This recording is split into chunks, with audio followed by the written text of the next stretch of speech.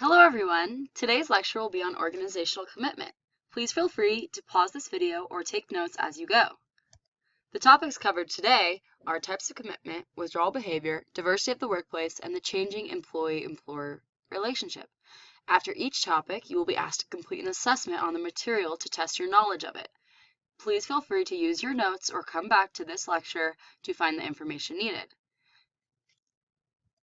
The learning objectives for today's lecture are identify the three types of commitment, understand withdrawal behavior and the psychological and physical behaviors, describe diversity in the workplace and its effect on commitment, and understand the reasons for the changing employee-employer relationship. To start, the three types of commitment are affective, normative, and continuous. Each of these three will be covered in the following slides. Affective commitment relates to how much employees want to stay at their work. These employees typically identify with organizational goals, feeling of fitting, being satisfied with their work, and having affection for their job. If people are satisfied with their work, they are more likely to be satisfied with their job and therefore will stay. Next, normative commitment relates to how much employees feel they should stay at their company. Employees typically identify with the feeling that leaving would have disastrous consequences. They also feel guilty about possibly leaving, and they feel a sense of obligation to stay with the organization. The final commitment is continuous commitment. This relates to how much the employees feel the need to stay at their company. These employees identify with having a lack of work alternatives, staying for fringe benefits, and having a fear of loss in the job force. The severity of this loss in the job force increases with age and time spent with the company.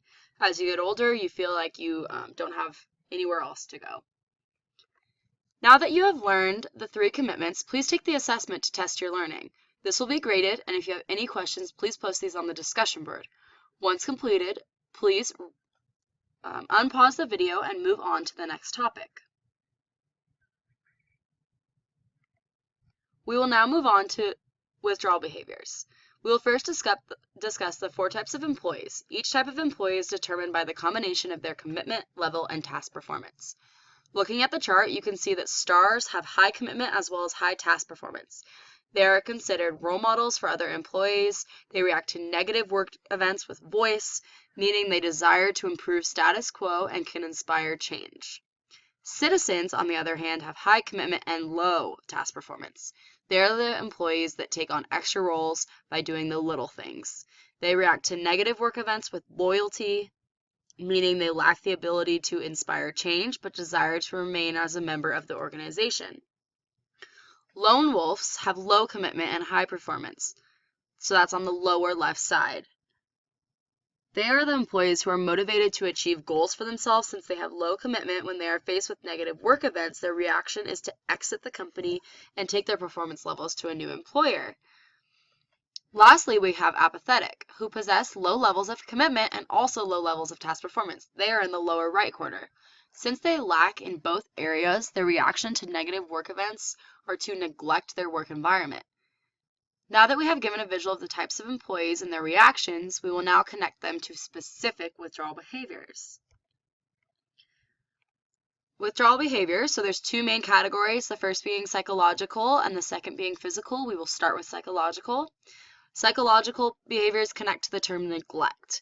It consists of action that help with a mental escape from work. This also can be referred to as warm cheering, attrition, meaning though they are physically at work, mentally they are lost. There are many types of psychological withdrawal. We will now go through each type of neglect and what actions follows along with them, starting with daydreaming.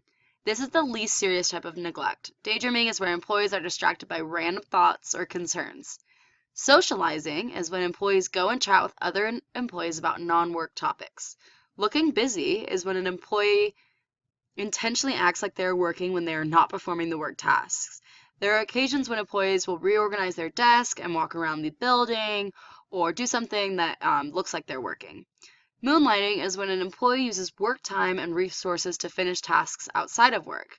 Lastly, we have cyberloafing, which could be considered the most widespread for psychological withdrawal. Cyberloafing is when an employee uses the internet, email, and IM for personal use over work duties. This could include Facebook, Twitter. There's a whole gamut of different things that people can do that is cyberloafing. Oh, sorry about that. Physical withdrawal is the next type of withdrawal behavior.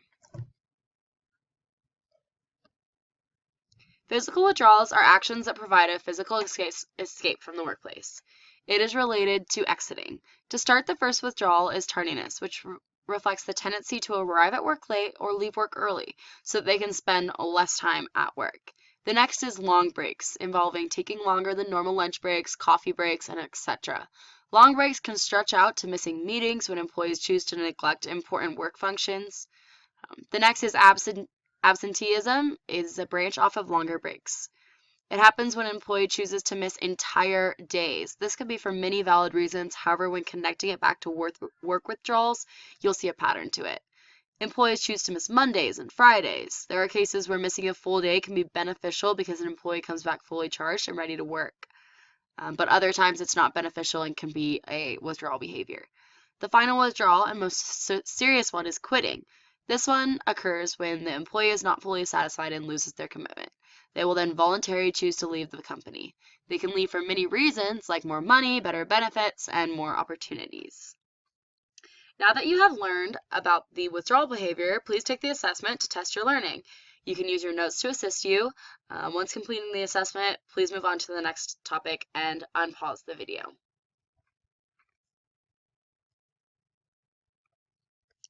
Moving on to diversity in the workplace, the large and upcoming trend that the United States is experiencing is an increase in diversity of the workplace. One way that we are experiencing this is diversity within race. The percentage of the workforce that is white is significantly decreasing, while the percentage of the workforce that is African American, Hispanic, and Asian is continually growing. It is estimated that 1/3 of the workforce is now made up of minorities. A second way that we are experiencing this is through gender diversity.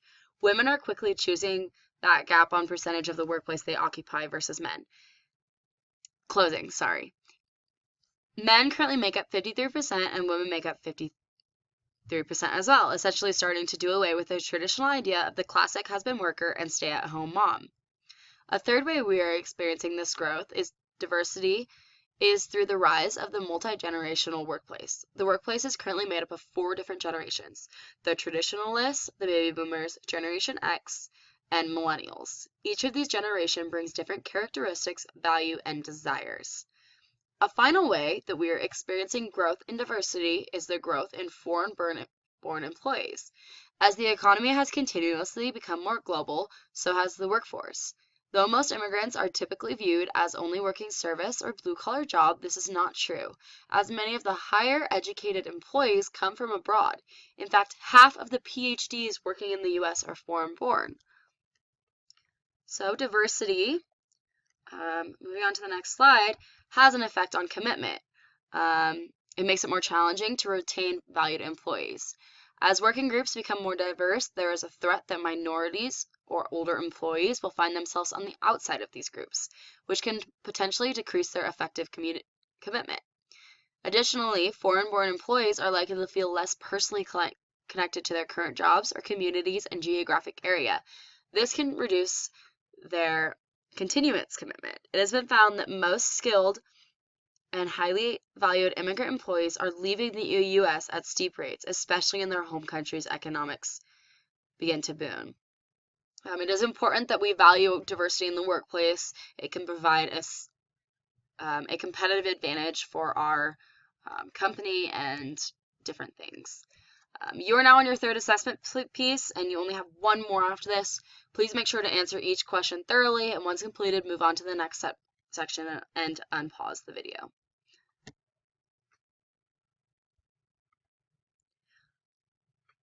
Our final topic is the changing employee-employer relationship. The old assumption was that employees assumed that they would work for a single organization for their entire career.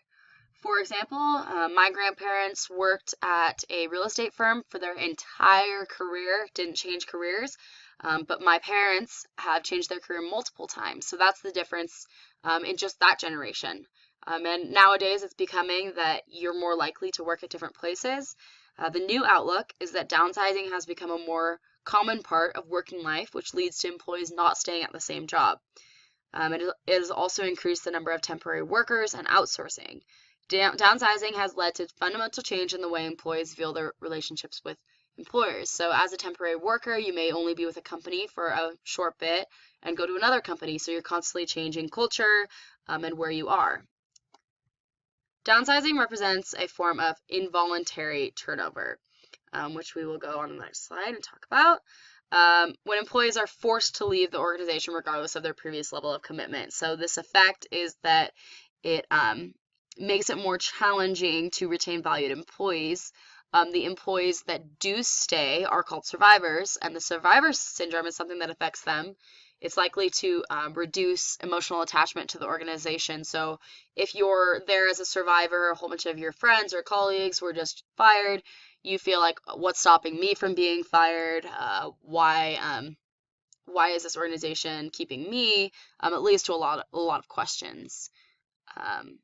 And nowadays, personal work philosophies focus on maximizing marketability for the next organization that comes along. So if you're at a current organization, you're working recruitment, you may be like, well, I want to be an HR director at this firm, but I'm going to figure out as much as I can here so that I can get that next job at that other company. The challenges that relate to organizational commitment is trying to find a way to maintain affective commitment. You can now take your final assessment. Once completed, you will be done with this section of the course, and your assessments will be graded as soon as possible. Thank you for listening.